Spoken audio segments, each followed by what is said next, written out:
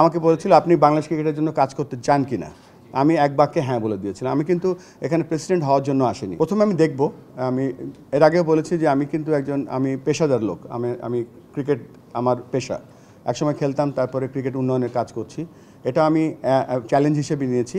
তারপর যদি আমি ভালো করি, আমি হয়তো এই কাজটাই হয়তো আমি আইসিসিতে ফিরে গিয়েও করতে পারি, বা এখানে যদি এখানে জানি না কী হবে, বাট আপাতত আমার লক্ষ্য হচ্ছে একটা শর্ট টাইমের জন্য ভালো করে কাজ করা। ফার্স্ট অফ অল, আপনি একমাত্র আজকে ক্রিকেট নিয়ে কোশ্চেন করেছেন। আজকে দল আমরা সবাই টেনশনে আছি এই জন্য যে আমরা একটা ম্যাচ হেরেছি। আজকে ম্যাচটা খুব গুরুত্বপূর্ণ আমাদের জন্য, এবং আমাদের এই জানেন যে টি-20 আমাদের একটা সিলেকশন টিম আছে। আর এই টি-20 টিমে বেশ কিছু অলরাউন্ডার অলরেডি আছে। আর সাকিবের ব্যাপারটা বলছি, সাকিব তো world one of the finest allrounder, এবং আমরা আশা করব সাকিব ফিট থাকবে এবং ভালো ক্রিকেট খেলবে। না, উপদেষ্টার কলের সাথে তো এটার কোনো সম্পর্ক নেই। উপদেষ্টা তো সিলেক্টর না।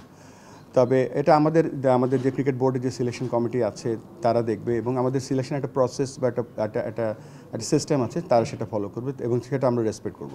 ভাই, নামাজের সময় হচ্ছে, লাস্ট 2 কোশ্চেন রিয়াসাত। আচ্ছা, 1 নম্বরের প্রশ্নটা উত্তর দেই আমি।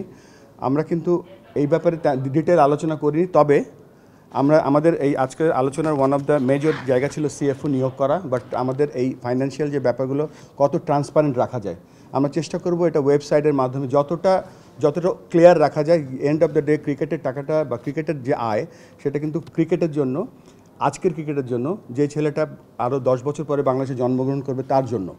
সো অবশ্যই এই টাকা, এই যে ফান্ডগুলো আছে, সেগুলো কীভাবে আমরা আরও বেটারভাবে এবং বেটার ওয়েতে আমরা ইউজ করতে পারি, বা আমরা এমন একটা জায়গায় এটা ব্যবহার করতে চাই, বা আমরা কন্টিনিউ করতে চাই, বা বলতে পারেন যে আমরা আরও ডিটেল জানতে চাই, তখন আমরা এটা নিয়ে কাজ করতে পারবো। তারপর এন্ড অফ দ্য ডে অবশ্যই আমরা এটা ইনভেস্টিগেট করব।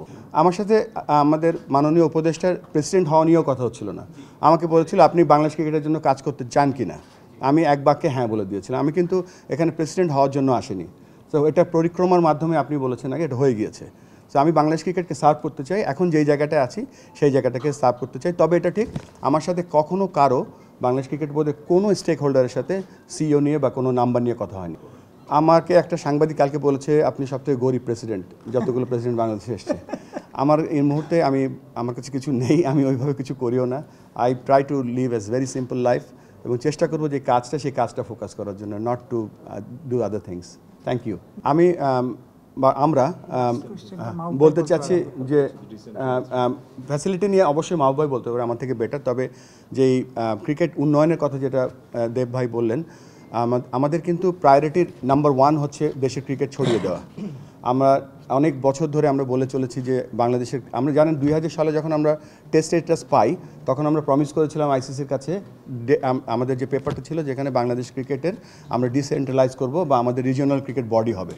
সো সেটার একটা প্রধান কাজ আমরা এবার করব এবং করে যেতে চাই। সেটা ফ্রেমওয়ার্ক অলরেডি রেডি, কালকে আমি বোর্ডের কাছে প্রেজেন্ট করব। আমরা সেটা নিয়ে আলোচনা করব।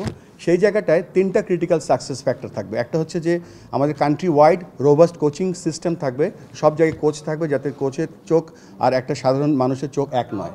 সো আমরা সেটা চেষ্টা করব সব জায়গায়, এবং ট্যালেন্ট আইডেন্টিফিকেশন করব। এবং 3 নম্বরে যেটা, সব জায়গায় আমরা একটা কম্পিটিটিভনেসের চেষ্টা করব। সব, যেটা গ্রামে হোক, স্কুলে হোক, উপজেলায় হোক, সব জায়গায় আমরা চেষ্টা করব একটা কম্পিটিটিভ, সব ফান ক্রিকেট থাকবে, কমিউনিটি ক্রিকেট থাকবে, তারপরে সাথে সাথে একটা কম্পিটিটিভ ক্রিকেট বা প্রতিযোগিতামূলক ক্রিকেট আমরা রাখবো, যেখান থেকে আমরা ন্যাচারাল র ট্যালেন্ট আমরা বের করে আনতে পারবো। সেটা হবে আমাদের মানে টার্গেট নাম্বার 1। সো আমরা কালকের পরে আরেকটু ডিটেল আপনার এই প্রশ্নের উত্তর